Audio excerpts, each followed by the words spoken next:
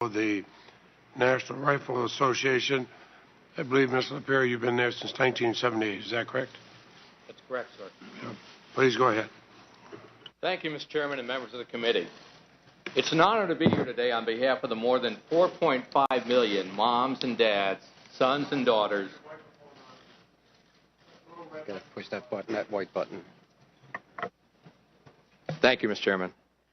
It's an honor to be here today on behalf of the more than 4.5 million moms and dads, sons and daughters in every state across our nation who make up the National Rifle Association of America. There are 4.5 million active members of the NRA, and they're joined by tens of millions of supporters throughout the country. It's on behalf of those millions of decent, hard-working, law-abiding citizens that I'm here today to give voice to their concerns. The title of today's hearings is, What Should America Do About Gun Violence? We believe the answer to that question is to be honest about what works and honest about what doesn't work. Teaching safe and responsible gun ownership works, and the NRA has a long and proud history of doing exactly that. Our Eddie Eagle Child Safety Program has taught 25 million young children that if they see a gun, they should do 4 things. Stop, don't touch it, leave the area, and call an adult. As a result of this and other private sector programs, fatal firearms accidents are at the lowest level in 100 years. The NRA has over 80,000 certified instructors who teach our military personnel, law enforcement officers, and hundreds of thousands of other American men and women how to safely use firearms. We do more and spend more than anyone else on teaching safe and responsible gun ownership. We join the nation in sorrow over the tragedy that occurred in Newtown, Connecticut. There is nothing more precious than our children, and we have no more sacred duty than to protect our children and to keep them safe.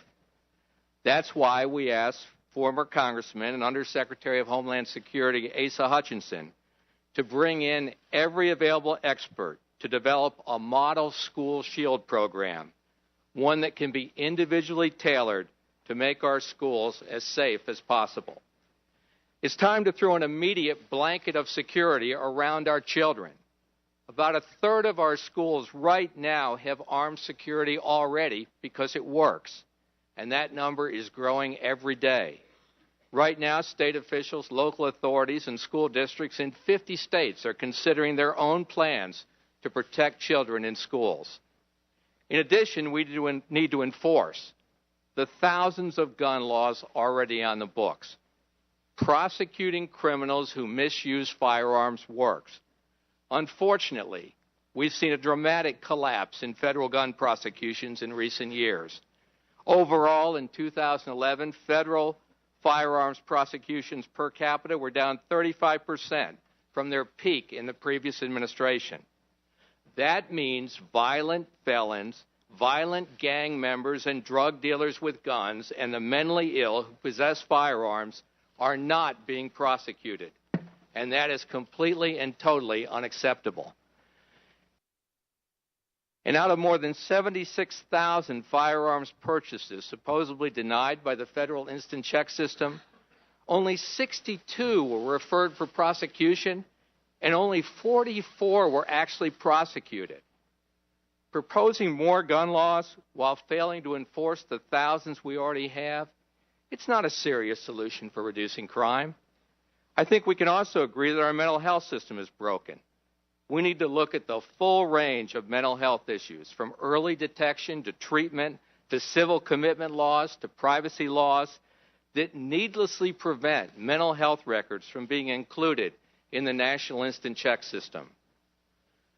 While we're ready to participate in a meaningful effort to solve these pressing problems, we must respectfully but honestly and firmly disagree with some members of the committee and many in the media and all the gun control groups on what will keep our kids and keep our streets safe.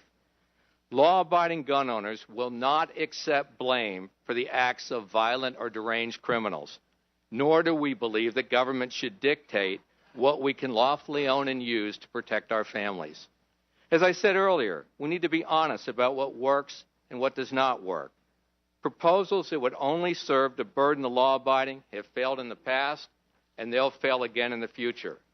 Semi-automatic firearm technology has been around for 100 years. They're the most popular guns for hunting, target shooting, self-defense. Despite this fact, Congress banned the manufacture and sale of hundreds of semi-automatic firearms and magazines from 1994 to 2004. And independent studies, including one from the Clinton Justice Department, proved that it had no impact on lowering crime. And when it comes to background checks, let's be honest. Background checks will never be universal because criminals will never submit to them. There are a lot of things that can be done, and we ask you to join with us. The NRA is made up of millions of Americans who support what works. The immediate protection for all, not just some of our school children, is what's needed, and swift, certain punishment of criminals who misuse guns and fixing our mental health system. We love our families, we love our country, we believe in freedom, and we're the millions from all walks of life who take responsibility for our safety and protection as a God-given fundamental American right. Thank you, Mr. Chairman. Thank you. Now, Chief Johnson, let me begin.